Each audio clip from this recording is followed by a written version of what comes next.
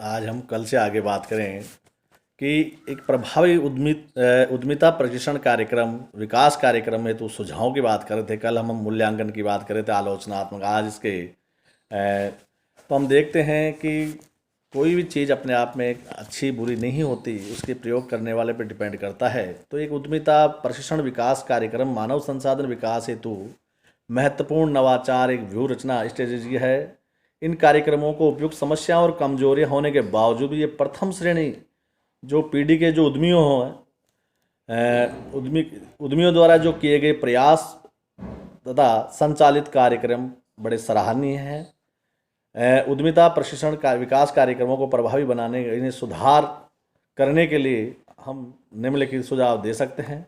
सर्वप्रथम हम देखें कि प्रभावी बनावट, इफेक्टिव कंपोजिशन की बात करें तो उद्यमिता विकास कार्यक्रम की जो बनावट और संरचना स्ट्रक्चर है, आवश्यकता अनुसार प्रभावित किया जाना चाहिए। इसके अलावा जो क्षेत्रीय जो विचलन को दूर किया जाना, जो अंतर कोई दिक्कत है उसको दूर करें। ऐसे ही बात करें व्यवहारिक सामग्री या विषय वस्तु, प्रैक्टिकल कंटेक्ट की बात करें तो उद्यमिता प्रशिक्षण विकास कार्यक्रम में व्यवहारिक जो सामग्री होनी चाहिए, बिल्कुल प्रैक्टिकली बात हो, इसमें आवश्यक अनुसार समन्वय कर तालमेल बनाकर इसे सफल बनाना चाहिए। अगर आज बात करें प्रभावी सहयोग और समर्थन की जो सेवाएं हैं, इफेक्टिव सपोर्ट सर्विसेज की बात करें तो उद्यमिता विकास कार्यक्रम अच्छे परिणामों के लिए सहयोग सेवाओं को इन कार्यक्रमों में जोड़ना चाहिए। जिससे अलावा नियुक्त की गई जो वित्तीय संस्थाओं और अग्रणी बैंकों को इन कार्यक्रमों के साथ जोड़ना, कोलैबोरेशन करके इनका तालमेल बिठाकर ऐसे आगे बढ़ाना चाहिए। उद्यमियों का उचित चयन की बात करें कि प्रॉपर सिलेक्शन ऑफ एंटरप्रेन्योर की बात करें कि सही और उचित रूप से संभावित उद्यमियों का चयन किया जाना चाहिए। जिन व्यक्तियों को व्यावसायिक अनुभव है, उनमें जो कुशलताएं योग्यताएं हैं, उसका इस कार्यक्रम के लिए प्रथम चयन करना आवश्यकता है। यानी जो ऑलरेडी ट्रेंड है उनको सर्वप्रथम प्राथमिकता देनी चाहिए, जो नहीं है उनको भी ठीक है थोड़ी थोड़ी ट्रेनिंग देकर और उनको भी प्रभावी बनने के लिए आवश्यक है बनाएं। और अंतर की बात करें, अनुशासित दृष्टिकोण की बात करें, इंटरडिसिप्लिनरी अप्रोच की बात करें तो उद्यमिता प्रशिक्षण विकास कार्यक्रम विशेष सामग्री अंतर अनुशासित दृष्टिकोण विश्वास रखी जानी चाहिए, पर इसके अलावा गहन अनुवर्तन कार्य किया जाना चाहिए। यानी जो इंसेंटिव फॉलोअप जो वर्क है उस पर ध्यान देना आवश्यक है। आगे सुझाव की बात करते हैं कि वादों को आश्वस्त करने वाली बात है, एंश्योरिंग कमिटमेंट की बात करें।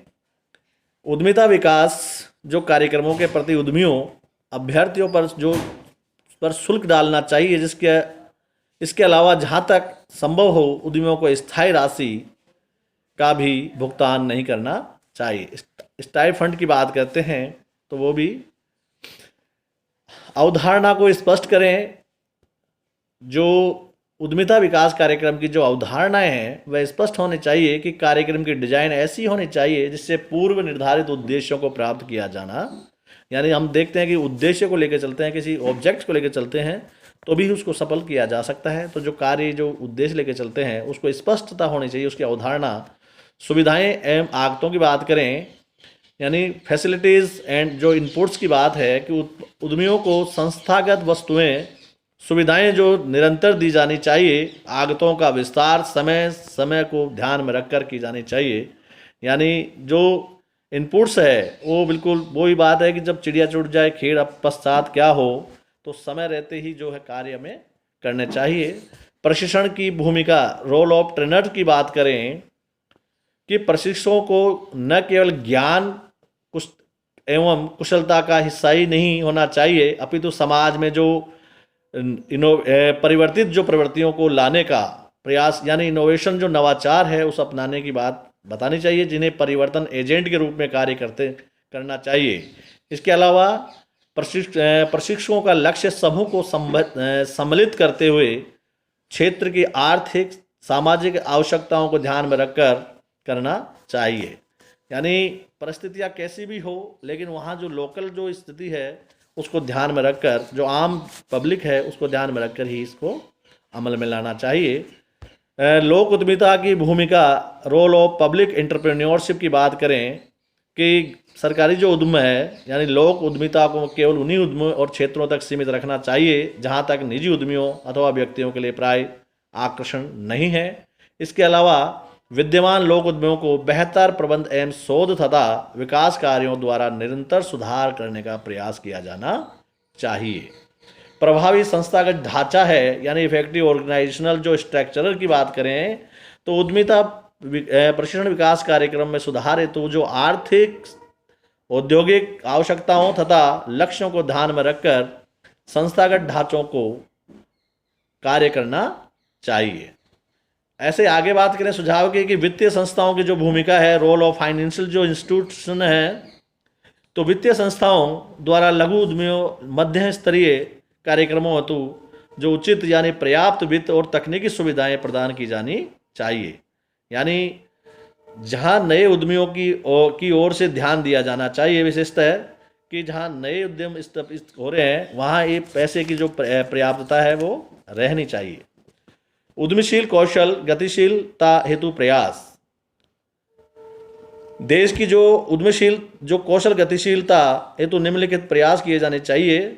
तो उद्यमी किसी भी वर्ग विशेष का उपहार नहीं है वरन व्यवस्थित प्रयासों के सभी वर्गों के नव परिवर्तन युक्त जो उद्यमियों का सृजन करना है। कोई जाति विशेष या वर्ग विशेष से बात से आशय नहीं है, किसी का एकाधिकार वाली स्थिति नहीं है, कोई भी चाहे व्यक्ति उद्यम स्थापित करना चाहिए। ऐसे ही बात करें भारत में जापान सरकार द्वारा यानी समाज के सभी वर्गों में उद्यमीय कौशल तथा भावना जागृत हो, तो जापान के जो सरकार के प्रयासों से का अनुसरण करना चाहिए।